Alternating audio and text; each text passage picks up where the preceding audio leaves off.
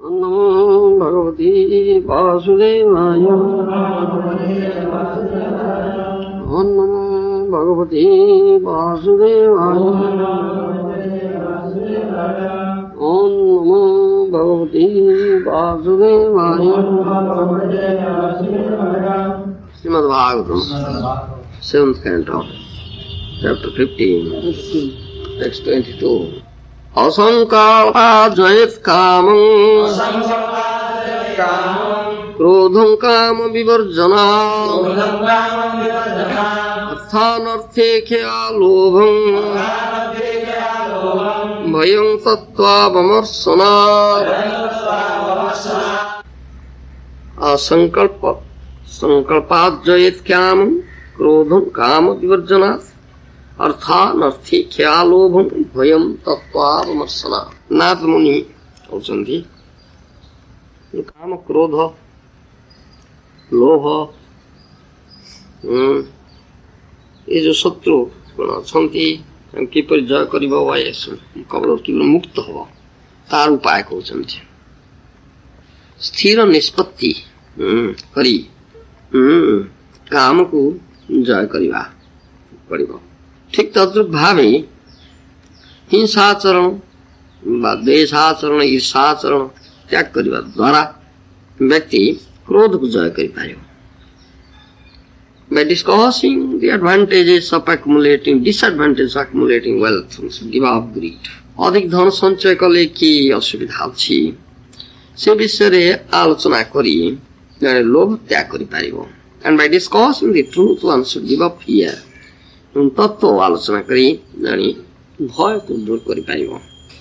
ये हला श्लोक अर्थ असंकल्पाजयत् कामं क्रोधं काम विवर्जनात् अर्थानर्थे ख्या लोभं भयं तत्त्वावमर्शनात्।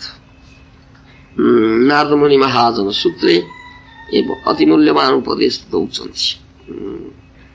काम क्रोध लोभ ये जे रिपु शत्रु ये संबंध बहु कथा भाषा साराणी बारंबार कथा भाजी। श्रीमद भगवतारे भगवान कृष्ण से कथा कहते काम क्रोध लोभ ये त्यजेत नरकस्य द्वारा। काम क्रोध लोभ ये तीन त्याग करो ये तीनटा नरक द्वारा। श्रीमद भागवत से कथा कहुच्छी। नारद मुनि महाजन सूत्र से कथा कहते वर्तमान उपाय बताऊँ ये सब जो मानव कबल किपर जड़े रक्षा पाई पार भाई मान जय कर तार उपाय दौरान प्रथम कथा कहले काम भाव ए lust desires for self gratification. काम भावना जड़े किपर मुक्त हो पार से कहते बाय मेकिंग प्लान्स डिटरमिनेशन दृढ़ निष्पत्ति नबसे ताहले भावना मुक्त हम। से परी जदि जड़े दृढ़ निष्पत्ति नब से क्या प्रति ईर्षाचरण करना हिंसाचरण करना ताहले से क्रोध को जय कर पार। अधिक धन संचय कले कौन अनर्थ आसी पहुंचे से विषय जदि भल भाव आलोचना कर जने लोक जान ताहले से अधिक धन संचय लोभ त्याग कर पार एवं भय discussing truth one should give up fear। भय त्याग करवा किपरि भय कहीं जन्मुची भय जन्मार कारणटा कि ये सब तत्व आलोचना कर बुझी पार जानी पार से भय को त्याग कर पार ये कथा कहूँ। श्रील विश्वनाथ चक्रवर्ती ठाकुर जड़े महाजन गुरु प्रामाणिक गुरु से केतक सजेशन परामर्श देइचंती किपर लस्टी डिजायर काम भावना को जड़े त्याग कर से कहते ये हूँ स्वाभाविक जिनिस पुरुषर नारी प्रति आकर्षण नारी स्त्री प्रति आकर्षण ये स्वाभाविक नेचुरल स्वभावगत यहाँ त्याग कर बड़ कठिन जिनिस अच्छे जहाँ जो स्वभाव तो त्याग कर बड़ कठिन अच्छे किंतु किपर त्याग कर तार उपाय से बतौं।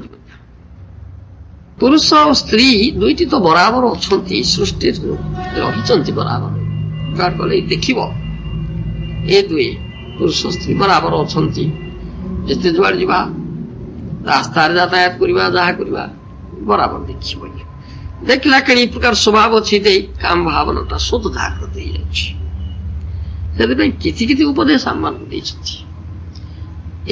शास्त्र मान महाजन मान बहु उपदेश विवेकी लोग जो माने बुद्धिमान लोग विज्ञ प्राज्ञ लोग से माने यार द्वारा कि अनर्थ सृष्टि होची कि असुविधा ही सृष्टि होची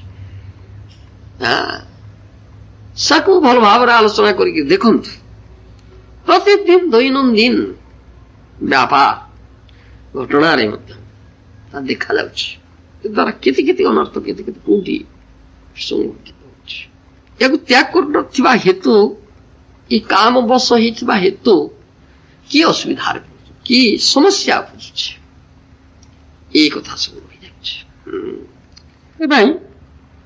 महाजन मान को ये दिगरे उपदेश दउछन्ति if one is determined not to live with a woman even while seeing a woman he will not become lusty स्थिर निष्पत्ति नब दृढ़ निष्पत्ति नब से केवे नारी सहित बास करिब ना ताहले से कामना तार स्वतः दूरीभूत हो लस्ट डिजायर काम भाव ता हृदय जागृत होब ना नारी को देखला खेली आ गोटे कथा हो जो माने तत्व जानिबे जो तत्व उपदेश मान दिया जाउछि जीव से तत्व जिज्ञासानार्थ दस्तेह कर्म भी मानव जोनि से दुर्लभ मानव जोनि जो मिलुछि से गोटे कथा ही तुम कहउछि तत्व जिज्ञासा कर ये सब तत्व ये साधु शास्त्र गुरु मुखरे कहा जाउछि श्रीमद् भगवद गीता रे प्रथमे भगवान कृष्ण ये उपदेश देइछन्ति अर्जुन को प्रतीक करी समग्र मानव समाज को उपदेश देइछन्ति जे आमे आत्मा आमे शरीर न यह प्रथम उपदेश आमे आत्मा आमे शरीर न तबे ये आत्म तत्व उपलब्धि जतबेले हबो शरीर प्रति थिबा आसक्ति दूर हो जिवो आ शरीर आसक्ति ता काई कि आमे शरीर न आमे आत्मा ये आत्म तत्व उपलब्धि हबो तत्व भी हबो जण जतबेले सर्वत्र आत्मा को ही दर्शन करिवो स्वर दर्शन करिवो ना ताहले तार शरीर प्रति थिबा आकर्षण ता काई के आउरेबो ए हला तत्व रे जे जानि जिवो तार असुविधा नै किंतु केते जण बा तत्व रे जानिबे That's another question. एक प्रश्न मनुष्याणां सहस्रेषु कश्चित् जतति सिद्धाय जततांगपि सिद्धानं कश्चित् मां वेति तत्त्वतः एक कथा श्रीमद् भगवद गीता रे भगवान कृष्ण ये केड़े दुर्लभ व्यापार सहज व्यापार नहीं हजार हजार मनीष भितरे क्वचित लोक आसुचंती साधना करबा पई जो जो केतक लोग साधना करिया आसले तन्मध्यरु से हजार हजार परि साधक मान मध्यरु क्वचित लोक साधना सिद्धि प्राप्त होचंती जो मान सिद्धि प्राप्त हेले से मान मध्य क्वचित लोक मते तत्व जानुचंती ई तत्व जानिबाटा केले दुर्लभ व्यापार ई सहज कथा नुहे समस्त पक्षरे एटा संभवपर नुहे बा साधारण कथा एटा नुहे सेति पई बहु साधना दरकार साधु गुरु महात्मा मानकर कृपा दरकार कृपा प्राप्त न हेले आम तत्व किसी बुझी पारिबा ना जो माने तत्व जानी पारिले तत्वानुभूति आत्मानुभूति लाभ करि पारिले तत्व स्थिर हे गले से मानकर किछि असुविधा नै से मान सब आत्मा ही देखिबे बाह्य स्वर देखिबे स्थावर जंगम देखि न देखि तार मूर्ति सर्वोच्च होइता इष्ट देव स्फूर्ति ई कथा कहउछि स्थावर जंगम देखते बाह्य रूप देखुनी इष्ट स्फूर्ति आत्मा परमात्मा को देखुछि ताहले तार किछि असुविधा नै विद्या विनय संपन्ने ब्राह्मणी अभिस्त्री सुनि जैव सोपागे च पंडिता समदर्शिनः श्रीमद् भगवद गीता कहउछि प्रकृत विद्या परमार्थ विद्या लाभ करचंती जो माने बिनो भाव समान से औदत्य नहीं से समदर्शन ब्राह्मण देखुं चंडाल देखुं गाभी देखुं हस्ती देखुं कुकुर देखुं देखले भी समदर्शन समान देखुं कहीं बाह्य शरीर देखना बाह्य शरीर देख आत्मदर्शन कर आत्मा परमात्मा दर्शन तेणु समदर्शन हम ना आत्मा परमात्मा दर्शन जे न करिबा तार समदर्शन कि देव शरीर गुडा कहीं भिन्न अच्छी भिन्न दर्शन हो समदर्शन ही पारिबना तेणु ये कथा अच्छी हम से प्रकार जो माने ये आत्मदर्शन करि पारछंती ये तत्वानुभूति लाभ करि पारछंती आत्मानुभूति लाभ करि पारछंती सेमान पई किसी प्रॉब्लम नहीं है ये समस्या नहीं जमा आसमान अति क्वचित लोक दुर्लभ माने ये साधारण किंतु साधारण लोक उपदेश साधारण लोक कौन कर साधारण लोक ये उपदेश दि स्वाभाविक जिनिस पुरुष प्रति नारी आकर्षण नारी पुरुष प्रति आकर्षण ये स्वाभाविक अस्वाभाविक क्वाइट नेचुरल ताले स्वाभाविक आकर्षण को एड़ी पारिबो जणी किपर भाबरे तापे सरल उपाय भाई स्ट्रॉन्ग डिटर्मिनेशन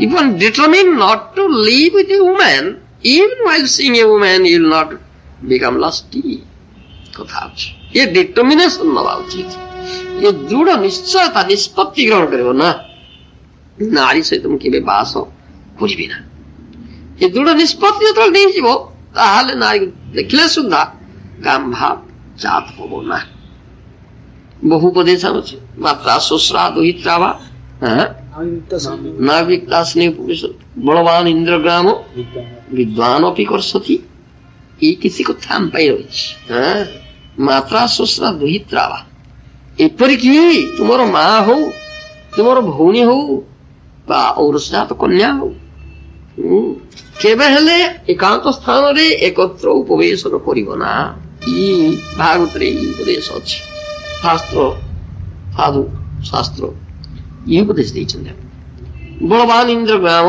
विद्वान अपि करसति इंद्र गुडा को केते बलवान जेडे बड़ पंडित लोक हेले सुद्धा आकर्षण करिबो ये निश्चित कथा ये सुध सिद्ध जेडे बड़ पंडित हेले जेडे बड़ विद्वान लोक हेले सुद्धा ये आकर्षण मुक्त होई परिबो ना आमी काल कोउतरे से वीर बलंकर कथा वृद्ध रानी जराजीर्ण हो गलानी मृत्यु द्वारदेश उपस्थित है तथापि ये काम भाव को त्याग करे जा दुर्मतिर जिज्जतो जान जिज्जति तंत्रस्नान दुख निवारण सर्व काम द्रुतम त्यजे ई कथा उपदेश ददाति महाराज देति नवस्कंद भागवत बुद्ध हेले सुद्धा जराजीर्ण हेले सुद्धा मृत्यु द्वारदेश उपस्थित हेले सुद्धा ये काम भावना त्याग करबा बड़ कठिन अछि त्याग करि पारु नै वीरबल्ल कहितले बादशाह अकबर परीक्षा को देखले सत कथा ई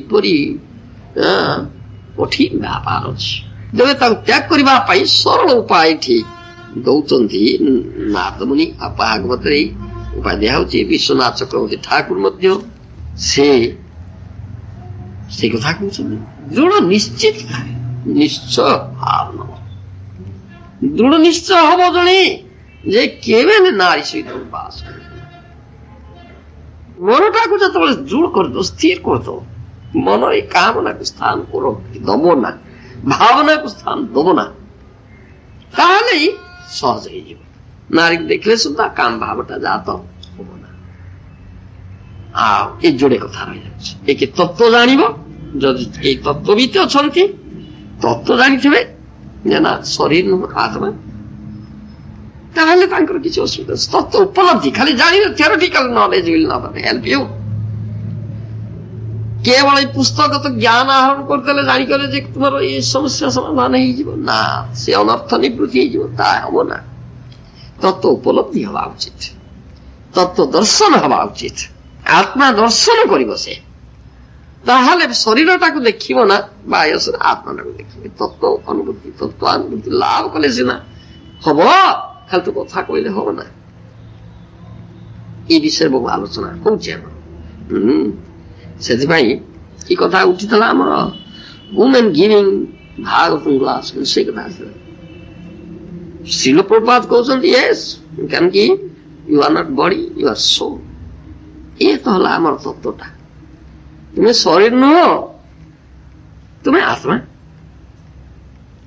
तेणु ये शिक्षा में दौचे किंतु शिक्षा पाई केते जण उपलब्धि करछन शिक्षा तो बहुत दियाछ उपलब्धि व्यापार है उपलब्धि के जा करती देह धारणा ऊर्ध्व को गले हो जाई हां one should go beyond the bodily conception of life देह धारणा ऊर्ध्व को गले सिना हबो आत्म धारणा गले ही तो हबो आ देह धारणा तो इति जोर ही कि रही अस्थि मज्जागत जे कोन सहज पाठ होछि जत्ते कथा जेडे बड़ पंडित हेले सुनता ये सहज पाठ नाही सेति पाई शास्त्र मान कर किते उपदेश एगुड़ो साधु संग जो माने उपलब्धि करिचंती जिनस जो माने आत्म तत्वविद आत्मा उपलब्धि करिचंती भगवत उपलब्धि जो मान कर जो माने सर्वत्र से आत्मा परमात्मा दर्शन करुचंती से प्रकार महात्मा से प्रकार महात्मा महापुरुष कर संग बड़ बड़वा ये दिगे भल काम करिबा सेमान संग लाभ कले मुखर ये सब कथा तत्व बारंबार श्रवण कले कृपारु साधु महात्मा कृपारु ये किसी उपलब्धिर विषय हो नचेत हम ना आम देखा ये विषय बहु उपदेश दिया भगवान कृष्ण देइचंती बहु साधु महात्मा देइचंती घन रुधिरमय त्वचा पिनद्यपि शीत विमिश्रित विश्रगंधभाजी कथमिह रमतां बुद्ध शरीरे भगवती हंतरतेर्लवेप्युदीर्नि ए भक्तिर शांत सिंधुरे रूपपात करछंती अहो भगवान श्रीकृष्ण ठारे लेश मात्र रति उदित हेले पंडित व्यक्ति गाढ़ रुधिरमय चर्मावृत मांसमय आमी गंध दुर्गंधयुक्त देहरे किपरि रमण करिब ई ढाला असल जिनिस भगवान श्रीकृष्ण लेश मात्र रति हेले रति जार ना केते जन रति जात होइछि भगवान को प्रीतिर एकमात्र विषय कृष्ण भल पाइब तो कृष्ण को भल पा इटा कथा कहछि the object of love is Krishna प्रीतिर एकमात्र विषय कृष्ण आ के भल पाइब तो कृष्ण को भल पा ताहे यदि कृष्ण को तुमे भल पाइब कृष्ण तार प्रीति उदय ही पाइब ताल समस्त भल पाइब से भलटा ये कामगंध शून्य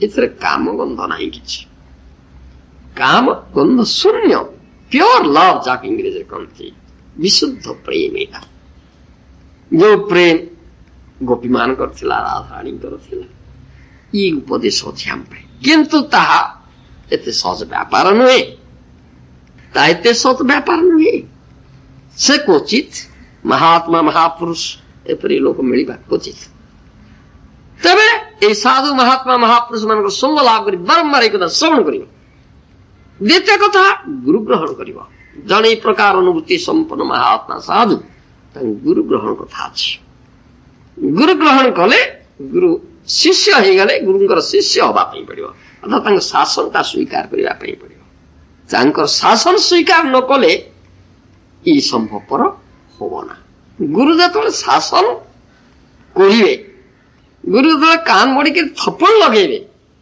ताहले जाइकिरी गुरु कृपा मिलिबो ताहले गुरु कृपारु संभवपर हबो जने एथिर दूरी जाई परिबो ई तत्व उपलब्धि करिबो दूरी जाई परिबो सेते साधन विधि दिया दउछि हमर जोमान आसुचंती शिष्य होबा पई साधन मार्ग को आसुचंती तांको साधन विधि दिया जाउछि चारटा कथा फोर रेगुलेटरी प्रिंसिपल साधन विधि अच्छी कंडक्ट पालन कर बोली कामयस क्रोधयस रजगुण समुद्र हवा पूर्व कहा रजगुणटा वृद्धि हेले काम क्रोध आसी जाउछि रजगुण स्तम गुण रजगुण को अतिक्रम कर सत्व गुण को आसन सत्यटा त्रिगुण मध्य सत्यटा होछि उन्नत गुण सत्व गुण को आसिले तुमे एक जय करिबो जय करिया पई फर्स्ट स्टेप गोटाए पाद को आसी गल फर्स्ट स्टेप नेल समय आ तमे जदी काम ये जो रज तमर बसरे रही जीवो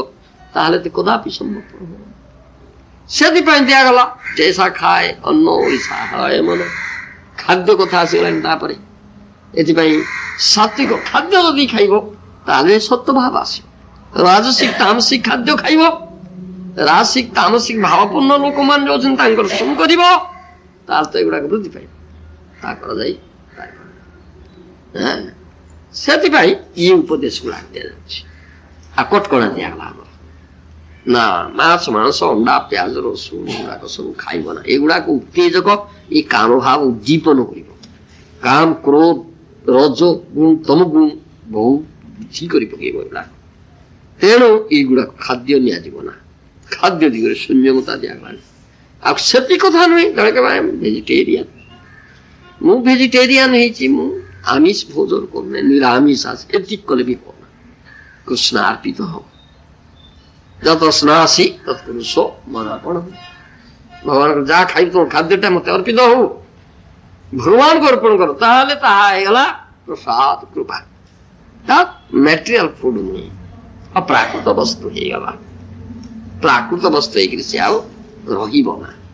ତାକୁ ସେବନ କଲେ, ପ୍ରସାଦ ସେବନ କଲେ, ଆଉ ଯାହା କହନ୍ତି ଫୁଡ ଭ୍ୟାଲ୍ୟୁ ଯୋଉଟା ଆମର ସାଧାରଣ କଥା ଅଛି, ସେ ପ୍ରତିକ୍ରିୟା ଗୁଡାକ ହବ ନା, ରିଆକ୍ସନ ଗୁଡାକ ହବ ନା।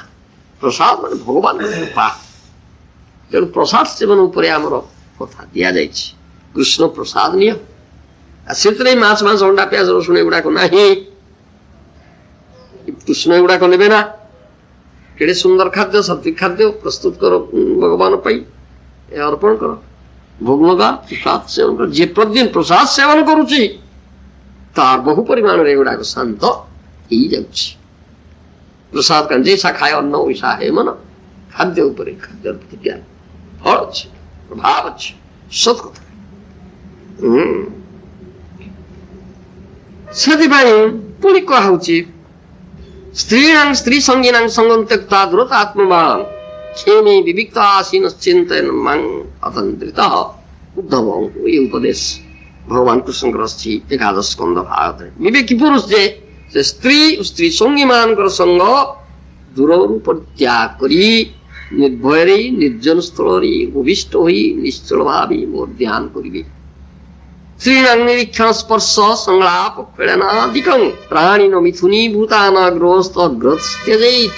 এই কথা আছে। গৃহস্থ ব্যতীত অন্য ସମସ୍ତେ ସର୍ବପ୍ରଥମେ ସ୍ତ୍ରୀ ପ୍ରତି ନିରୀକ୍ଷଣ ସ୍ପର୍ଶନ ସମ୍ଭାଷଣ ପରିହାସ ପରିତ୍ୟାଗ କରିବେ। ମୈଥୁନ ତ ପ୍ରାଣୀ ମାନଙ୍କ ପ୍ରତି ଦୃଷ୍ଟି ଦେବେ ନା। ଗୃହସ୍ଥ ଯିଏ ବାଜା ସ୍ତ୍ରୀ ସହିତ ରହିଛି ସେ ତ କଥାବାର୍ତ୍ତା କରିବ, ନିରୀକ୍ଷଣ କରିବ, ସ୍ପର୍ଶ କରିବ, ସଂଳାପ କରିବ। ତାଛଡ଼ା ବ୍ରହ୍ମଚାରୀ ବାନପ୍ରସ୍ଥୀ ସନ୍ନ୍ୟାସୀ ଏମାନଙ୍କ ପାଇଁ କଠିନ ନିଷେଧ କରାଗଲା, ଷ୍ଟ୍ରିକ୍ଟ ପ୍ରୋହିବିସନ ହେଇଗଲା। ନା କଦାପି ସ୍ତ୍ରୀ ପ୍ରତି ନିରୀକ୍ଷଣ କରିବ ନା, ସ୍ପର୍ଶ କରିବ ନା, କଥାବାର୍ତ୍ତା କରିବ ନା, ପରିହାସ କରିବ ନା, ମୈଥୁନ ପ୍ରାଣୀ ମାନଙ୍କୁ ମଧ୍ୟ ଦେଖିବ ନା। ଏଗୁଡାକୁ ଉଦ୍ରେକ ହେଇଯିବ ସବୁ। ଏଇ କଠିନ ନିୟମ ଦିଆଯାଉଛି। ଆଉ ଗୃହସ୍ଥ ମାନଙ୍କ ପ୍ରତି ମଧ୍ୟ ଅଛି। ଗୃହସ୍ଥ ଯଦିଓ ହଉଛି କାର୍ଯ୍ୟ ଗ୍ରହଣ କରୁଛି, ତଥାପି ଯାହା କହନ୍ତି ବଡ ଗୁରୁଙ୍କ ନିର୍ଦ୍ଦେଶ ଅଛି, ଗୁରୁ ଗ୍ରହଣ କରିବେ। ଗୁରୁଙ୍କ ନିର୍ଦ୍ଦେଶରେ, ଗୁରୁଙ୍କ ଅନୁମତି କ୍ରମେ ସେମାନେ ସଙ୍ଗ କରିବେ। ବିବାହ ପ୍ରଜୟା ନ ରତେଇ, କେବଳ ସନ୍ତାନ ଉତ୍ପାଦନ ଉଦ୍ଦେଶ୍ୟରେ ବିବାହ କରୁଛି ପୁରୁଷ, ସ୍ତ୍ରୀ ଗ୍ରହଣ କରୁଛି ବା ସ୍ତ୍ରୀ କାର୍ଯ୍ୟ ପୁରୁଷ ଗ୍ରହଣ କରୁଛି, ସ୍ୱାମୀ ଗ୍ରହଣ କରୁଛି ସନ୍ତାନ ଉତ୍ପାଦନ ଉଦ୍ଦେଶ୍ୟରେ, ଯୌନ କ୍ରିୟା କରି ଆନନ୍ଦ ପାଇବା ଉଦ୍ଦେଶ୍ୟରେ ନୁହେଁ। କି ବେଦ ବିଧି ହେଇଗଲା ଆମର। ତେଣୁ ଯିଏ ଭାବିବ ଏଇ ଉଦ୍ଦେଶ୍ୟଟା ରଖିବ ଯୌନ କ୍ରିୟା କରି ଆନନ୍ଦ ପାଇବି, ତ ଇଏ ଯେତେବେଳେ ସ୍ୱାଭାବିକ ହେଇଗଲାଣି, ସ୍ତ୍ରୀ ପ୍ରତି ଆକର୍ଷଣ, ସ୍ତ୍ରୀର ପୁରୁଷ ପ୍ରତି ଆକର୍ଷଣ ସ୍ୱାଭାବିକ ହେଇଗଲାଣି, ଏହାକୁ ତ୍ୟାଗ କରିବା କଠିନ ଜିନିଷ ଅଛି। It's quite natural. ତେବେ ବିବାହୀ ସ୍ତ୍ରୀ ସଙ୍ଗ ବେଦ ଦେଇଦେଲା ଇଞ୍ଜଙ୍କସନ, ବେଦରେ ନିର୍ଦ୍ଦେଶ ଦିଆହେଲା। ବିବାହ କଲେ ତୁମେ ସ୍ତ୍ରୀ ସଙ୍ଗ କରିବ, ବିବାହ ନ କଲେ ସ୍ତ୍ରୀ ସଙ୍ଗ କରିପାରିବ ନା। ଏ ପ୍ରବୃତ୍ତିରୁ ନିବୃତ୍ତ ହେବା ପାଇଁ ଗୋଟାଏ ଷ୍ଟେପ୍ ଦିଆଗଲା, ଗୋଟାଏ ଲଗାମ ଆଗ ଦିଆଗଲା। ବିବାହ କରିବ, ଭାର୍ଯ୍ୟା ଗ୍ରହଣ କରିବ, ବେଦ ବିଧି ଅନୁସାରେ ବିବାହ କରିବ, ଭାର୍ଯ୍ୟା ଗ୍ରହଣ କରିବ, ଭାର୍ଯ୍ୟା ଦାୟିତ୍ୱ ନେବା ପାଇଁ ପଡିବ। ତାର ମେଣ୍ଟେନାନ୍ସ ସେ କଣ ନିର୍ଭରଶୀଳ କେବଳ ନାରୀଟା ପ୍ରତି ଅବସ୍ଥାରେ ନିର୍ଭରଶୀଳ, ଅନୁଡ଼ା ଅବସ୍ଥାରେ ପିତା ମାତାଙ୍କ ଉପରେ ନିର୍ଭରଶୀଳ। ବିବାହ କଲେ ସ୍ୱାମୀ ଉପରେ ନିର୍ଭରଶୀଳ। ଯେତେବେଳେ ପୁତ୍ର ଉତ୍ପାଦନ କଲା, ଯୋଗ୍ୟ ହେଇଗଲେ, ବଡ ହେଇଗଲେ, ରୋଜଗାରକ୍ଷମ ହେଇଗଲେ, ସ୍ୱାମୀ ପ୍ରବର୍ତ୍ୟା କରିବ, ତାହେଲେ ସେ ପୁତ୍ର ଉପରେ ନିର୍ଭର କରି ସବୁବେଳେ ନିର୍ଭରଶୀଳ ସେମାନେ। ତେଣୁ ବିବାହ କରିବା ମାନେ ଗୋଟେ ଭାର୍ଯ୍ୟା ଗ୍ରହଣ କରିବା ମାନେ ତାର ଦାୟିତ୍ୱଟା ନେବା ପାଇଁ ପଡିବ, ତାର ମେଣ୍ଟେନାନ୍ସ, ତାର ଯାହା ଆବଶ୍ୟକତା तार जा डिमांड गुड़ा सब फुलफिल कर तुम खाद्य पानी आदि सब जहाँ कहते केयर जत्न इत्यादि सब नवा पड़ो संपूर्ण निर्भरशील आओ पुत्र कन्या जात हे से शिक्षा दीक्षा पालन लालन पालन इत्यादि जत्न सब प्रकार नवा केते प्रकार दायित्व आसीज ये खाली तुम उपभोग कर आनंद पाइबी यहीपरी कथा भाविक ग्रहण कले हम ना बापा ये सब दायित्व तुलवाई तुम सक्षम हो दरकार तुम जदि ये योग्यता नहीं ताहले कहीं गोटे भाज्या ग्रहण कर बापा इटा कथा अच्छे हम गुरु महाराज कहते is better to remain brahmachari brahmachari life is better life to accept a wife means to welcome many problems ये कथा अच्छे ब्रह्मचारी रहिबा खूब भल ब्रह्मचारी जीवनटा खूब भल कहीं ये सब समस्या ना किसी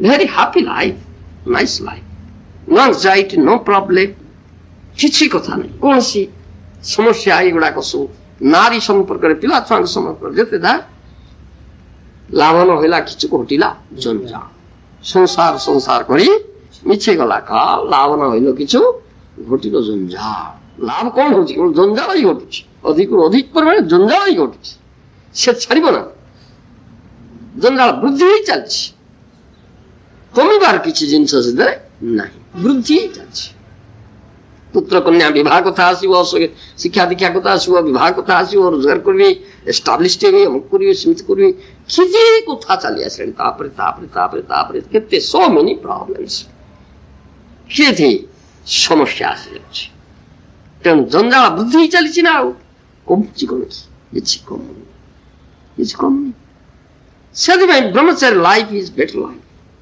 ये कथा बुझे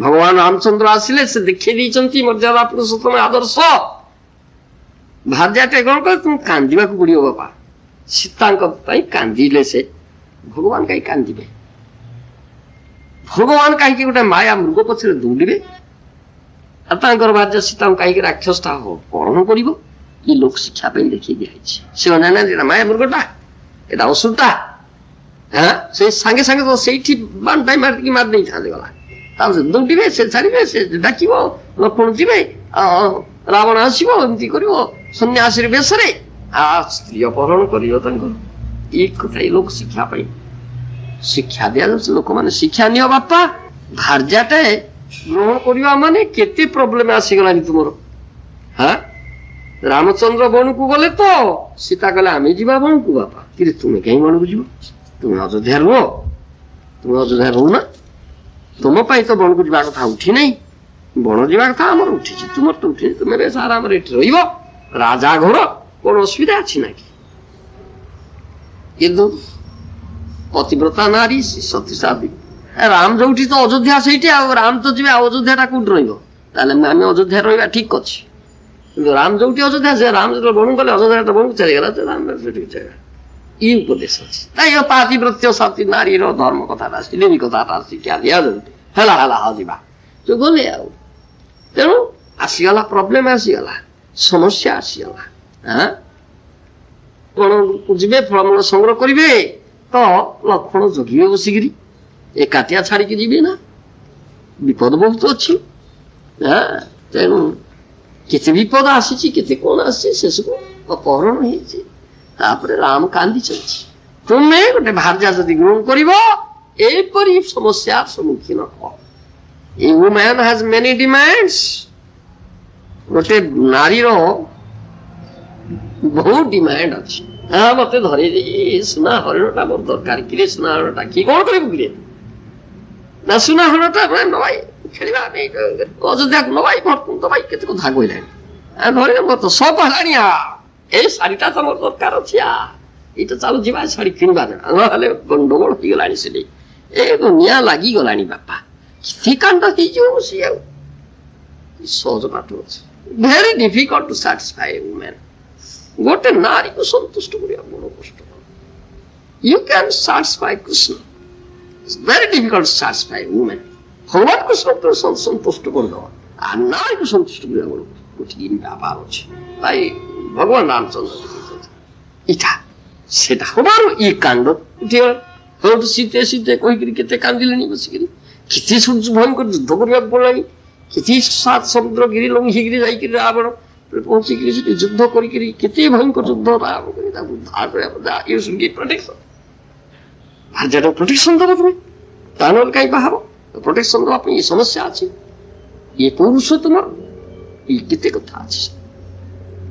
ତେଣୁ ସେଥିପାଇଁ ଇ ଉପଦେଶ ଦିଆଯାଉଛି, ଯସ୍ତ୍ୱାସକ୍ତମତିର୍ଗେହି ପୁତ୍ର ଭୀତି ସନାତନ ସ୍ତ୍ରୈଣ କୃପଣ ଧୀର ମୂଢ ମମତି ବଧ୍ୟତେ।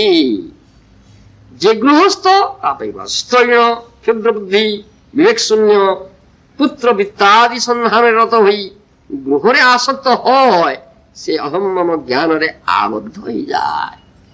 আসক্ত চিত্ত হব না, স্ত্রৈণ হব না, পুত্র পিতাদিরে অহম মম ভাব পোষণ করিব না, আমার বলিতে আর কিছু না, মোর কহিবার কি জিনিস কৃষ্ণর, মু কৃষ্ণঙ্কর, পরিবার কৃষ্ণঙ্কর, ধন কৃষ্ণঙ্কর, সম্পত্তি কৃষ্ণ, ই ভাব জাগ্রত হবাই দরকার, খালি মুখে কহিলে হব না। তাহলে যদি এপরি করো তাহলে তুমি অহম মম জ্ঞানের আবদ্ধ হয়ে গলনি বাবা। হ্যাঁ, কপত কপতি গল্প ସେଥିପାଇଁ ଅଛି, କିପରି ଆବଦ୍ଧ ହେଇକି ମୃତ୍ୟୁବରଣ କଲେ ପାଠ ଗୁଡାକ ରହିଯାଇଛି। ସେଥିପାଇଁ ବହୁ ଉପଦେଶ ରହିଛି। ଯତ ନିବର୍ତ୍ୟତେ ବିମୁଚ୍ୟତେ ତତସ୍ତତ ଏଷ ଧର୍ମ ନୃଣାଙ୍କେମ ଶୋକ ମୋହ ଭୟାପ ବିଷୟେଷୁ ଗୁଣାଧ୍ୟାସାତ୍ ପୁଂସ ସଙ୍ଗସ୍ତतो ଭବେତ୍ ସଙ୍ଗାତ୍ ତତ୍ର ଭବେତ୍ କାମ କାମଦେବ କଳିନ୍ଦୁଣା କାଳେ ଦୁର୍ବି ସହ କ୍ରୋଧ स्तमनुवर्तते तमसा गस्यते पुंसश्चेतना व्यापिनी द्रुत तया विरहित साधु जन्तु शून्याय कल्पते तदो अस्य स्वार्थ विभ्रंश मूर्छितस्य मृतस्य ई उपदेश भगवान कृष्ण उद्धवକୁ ଦଉଛନ୍ତି ଏକାଦଶ ସ୍କନ୍ଧ ଭାବରେ। ଯେଉଁ ଯେଉଁ ଭୋଗ୍ୟ ବିଷୟରୁ ମାନବ ନିବୃତ୍ତ ହବ ସେ ବିଷୟର ବନ୍ଧନରୁ ସେ ମୁକ୍ତ ହବ। ଏହି ନିବୃତ୍ତି ଲକ୍ଷଣ ଭକ୍ତ୍ୟାତ୍ମକ ଧର୍ମ ହିଁ ମାନବଙ୍କର ଚରମ କଲ୍ୟାଣପ୍ରଦ ଓ ଶୋକ ମୋହ ଭୟ ନାଶକ।